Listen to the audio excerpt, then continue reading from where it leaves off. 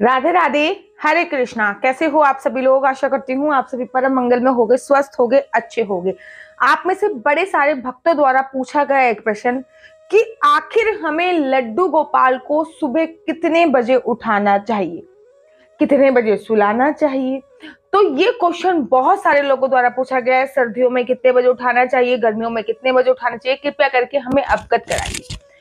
लड्डू गोपाल, आप एक बात ध्यान से समझिए कि जो बाल गोपाल है, लड्डू गोपाल है, वो बाल स्वरूप है, अर्थात छोटे हैं।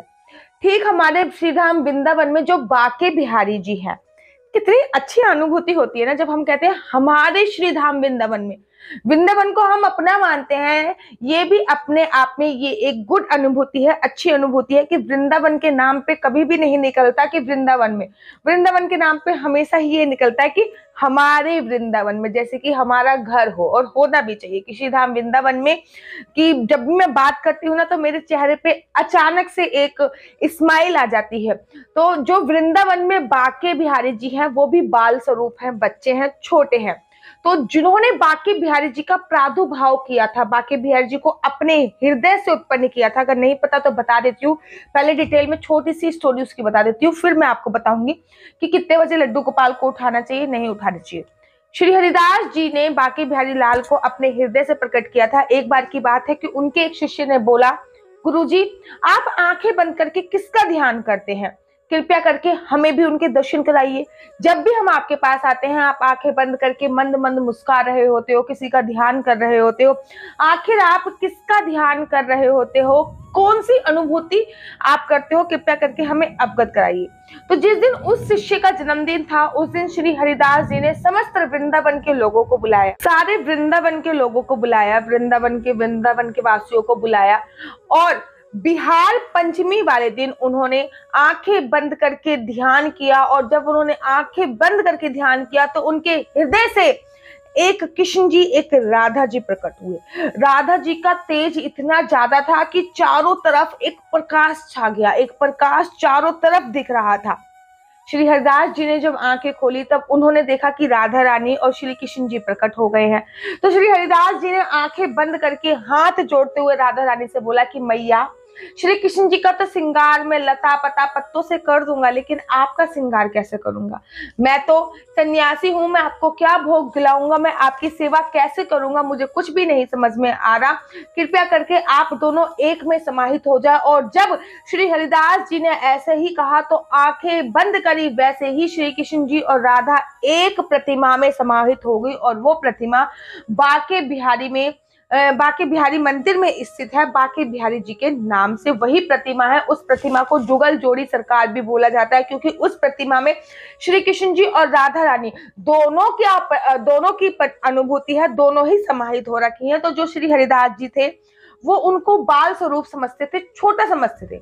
वो हमेशा बोलते थे कि मेरा जो कन्हैया है वो छोटा है, वो बच्चा है। जबकि आप बिहारी जी के मंदिर से 10 कदम ही आगे, 10-15 कदम आगे चलेंगे तो राधा वल्लभ जी का मंदिर है, वहां पे मंगला आरती भी होती है। लेकिन बिहारी जी के मंदिर में मंगला आरती नहीं होती। अच्छा, मंगला आरती क्या होती है ये बता दूं। सुबह सुबह ब्रह्म मुहूर्त में 4 बजे जो आरती होती है, 4:10-15 पर, या फिर 4:45 तक ज्यादा से ज्यादा जो आरती होती है उसको मंगला आरती बोलते हैं। बिहारी जी के मंदिर में मंगला आरती केवल एक बार होती है, और वो होती है जन्माष्टमी वाले दिन। लेकिन कभी भी बिहारी जी के मंदिर में मंगला आरती नहीं होती, बात तो जन्माष्टमी वाले दिन होती है। लेकिन राधा वल्लभ हो गया, राधा माधव हो गया, हर मंदिर में मंगला आरती होती है, केवल बिहारी जी के मंदिर में नहीं होती। क्यों?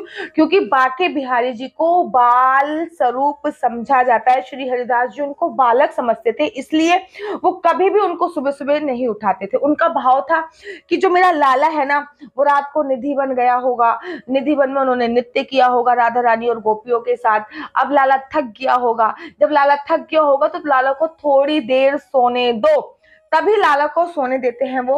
और सुबह सुबह जब गर्मियों के टाइम पे उनको उठाया जाता है 6 बजे, उनको 6 साढ़े 6 बजे गर्मियों के समय पे उठाया जाता है। उसके बाद उनको दूध का भोग लगाया जाता है, और दूध का भोग लगाने के तत्पश्चात उनको 7 साढ़े 7 बजे स्नान किया जाता है, मालिश करी जाती है, इत्र सेवा करी जाती है, उनको स्नान कराया जाता है। और 8:30 बजे भक्तों के दर्शन के लिए मंदिर खुलता है। तो आपको भी यही भाव रखना है कि जो आपके बाल गोपाल लड्डू गोपाल हैं, वो बाल स्वरूप हैं, वो छोटे हैं, तो गर्मियों में आप उनको 6:30, 7, 8 बजे तक मैक्सिमम उठा दीजिए। आपका नहाना बहुत ज्यादा जरूरी है। उठाने के बाद आप उनको दूध का भोग लगाइए, याचमन कराइए सबसे पहले, उसके बाद दूध का भोग लगाइए और उसके बाद उनकी मालिश इत्यादि करने के बाद उनको स्नान कराइए, क्योंकि वो भी बाल स्वरूप है।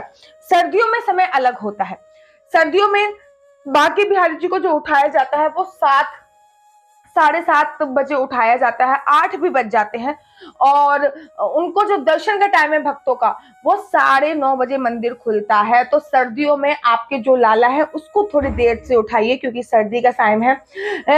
अपने बच्चे को जैसे आप ट्रीट करते हो, अपने बच्चे को जिस समय पे उठाते हो, अपने बच्चे को जैसे मानते हो, वैसे ही आपको लाला के साथ करना होता है।